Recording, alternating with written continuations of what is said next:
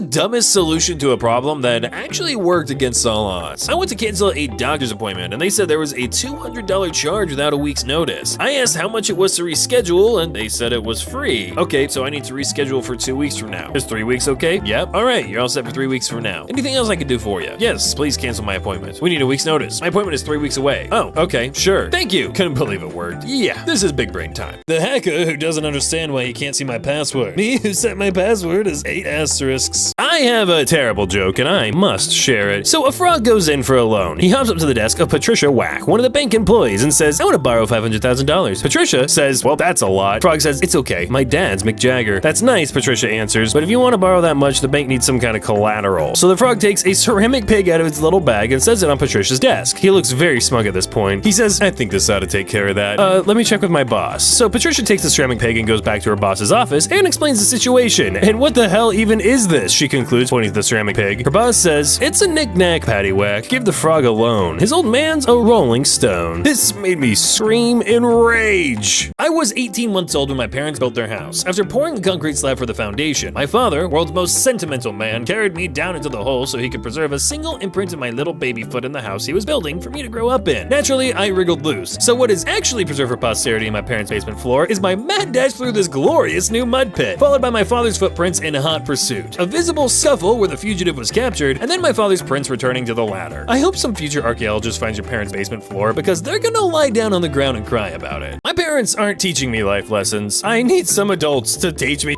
about life. I'm an adult, some about life from a bona fide adult. Even if you get along great with your family, you will get along even better with them after moving out. Generic is almost always just as good as name brand, but there are some things you never buy generic, including peanut butter, ketchup, liquid NyQuil, Chips Ahoy chewy chocolate chip cookies. Just imagine the person on the other end of the phone hates talking on the phone as much as you do. Even a receptionist. I worked as one, and I hate talking on the phone. At least once in your life, you will go to a Walmart to buy something under $20, like an ironing board or something, and your debit card will get rejected. No one will judge. Everyone at some point in their lives has had $2.98 in their bank account. Thrift stores. Adventure Time was just like, here's a fart joke, here's a talking piece of candy, here's an absolutely soul-crushing scene where a woman realizes the man who saved her from starvation and dangerous mutated humans in the aftermath of a brutal global nuclear war no longer remembers her fully, or who he used to be, because the thing that kept him alive all those years also drove him completely insane. And now she finally has to accept that he'll never truly be the same friend she once knew and decides that even though he does questionable and sometimes dangerous stuff now because of his insanity, she'll still accept him back into her life as he is because he's still important to her and probably needs a friend now that his mental state has caused him to be alienated by most other people. Here's another fart joke. How big companies think. With AI image generation, we don't have to pay artists to advertise our product. Reality. AI. Must be a cheap scammy product if they couldn't afford an artist. My wife is a brilliant teacher, but recently she was unsure how to confront a student who turned in an essay clearly written by an AI engine. She began by explaining to the student that the work was well above his current level of English grammar and vocabulary, and that she herself had gotten very similar results from ChatGPT. The student admitted what he'd done, with excuses about changing some things. Then my wife felt as though the spirit of God took over, and she said to him, "You're better than this. There's no one else like you. You are uniquely valuable. The world needs to hear what only you can give. Your school, your fellow students, even your nation don't need the gleanings of a robot. They need your unique thoughts and ideas. Give them you." She rebuked him and affirmed his dignity in the same breath, and gave one of the truest advocacies for human writing I've ever heard. Our boomer trait is gonna be that we cannot recognize deepfakes or AI. I'm calling it. We're gonna be like, wow, did you see this? And our grandkids are gonna look at the 12-second hologram we show them, shrug and be like, blinks are too regular. I'm gonna be chewing out some kid for being rude to a customer service employee on a call, and they'll be like, they weren't breathing. Why are you always wearing that ugly Coca-Cola sweatshirt? You have so many nice clothes. Nestle sold our teacher's coat to Coke Emma Cola Zom, and now we can shadow prompt their AI into giving us better grades. But your math teacher seems so weird and incompetent. I was sure she was human. How Amazon reviews go. 5 stars. This is the best thing I've ever purchased in my entire life. Customer service rep was like a family. Delivery time was 16 minutes. Condition is perfect and has lasted me 20 years. 1 star. Ordered a bed frame and got a pack of plastic knives instead. Customer service told me to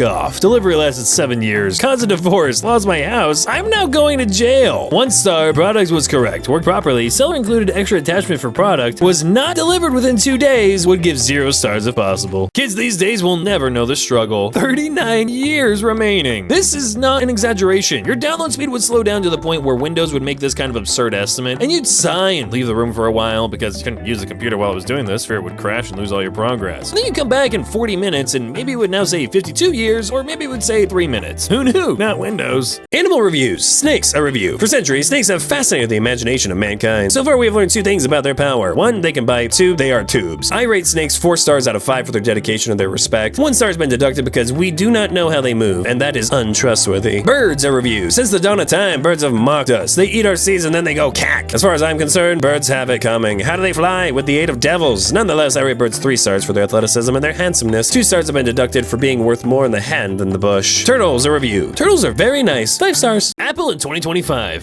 How can we improve the iPhone this year? Extend the camera base. Perfection. Release it as iPhone 17. I don't see anyone talking about how they showed Astrid's character development through her hair, so I'm going to. In How to Train Your Dragon 1, we get this very emo-looking cut. Since the first movie is sold through Hiccup's point of view, it matches how he sees her. Unapproachable, scary, and tough. Even the back of the hair is tied up tightly to show her uptight and no-nonsense attitude. But after she sees Hiccup for who he is, she pushes her hair out of her eye so he can see her entire face, almost like she's letting him in, if not to be cliche. He gets to look her in the eyes when he talks to her, whereas before, he avoided her stare. Then we get to Race to the Edge, and her fringe is shorter and doesn't completely cover her eye as much. Her hair is much softer, showing how she herself has softened, preferring capture over missions, as she says. And the back of her hair is looser and bounces about the place. In How to Train Your Dragon 2, there's not a huge change because Race to the Edge happens pretty close to the second film, but her hair is on the side now. You could take this as her being less uptight and war obsessed because a braid on the side isn't very practical for battle, but she's a lot more relaxed about it now. Edit, also there hasn't been as much war in the last 5 years than there was before How to Train Your Dragon 1, so choosing aesthetic over function is a lot easier to do. She doesn't have to sacrifice her beauty anymore for the sake of fighting. And in How to Train Your Dragon 3, her fringe is out of her face and her hair is fully let down. She's relaxed and comfortable with her femininity as well, that she's so toned back from how angry she used to be in How to Train Your Dragon 1, like she said, "I'm the person I am today because of you." It really shows the effect her relationship with Hiccup has had on her, that he's made her comfortable to embrace her feminine side. People from Australian capital cities. Sydney loves either the beach or the opera house, or both. Probably a hipster, thinks Sydney should have been the capital of Australia. Brisbane lives at Queen Street Mall, will fight anyone to uphold the honor of Brisbane, will fight anyone in general. Melbourne, hi, I'm from Melb. Emo thinks Melbourne is hot in the summer. Darwin literally has to deal with crocodiles and 40-degree plus heat. In touch with nature, some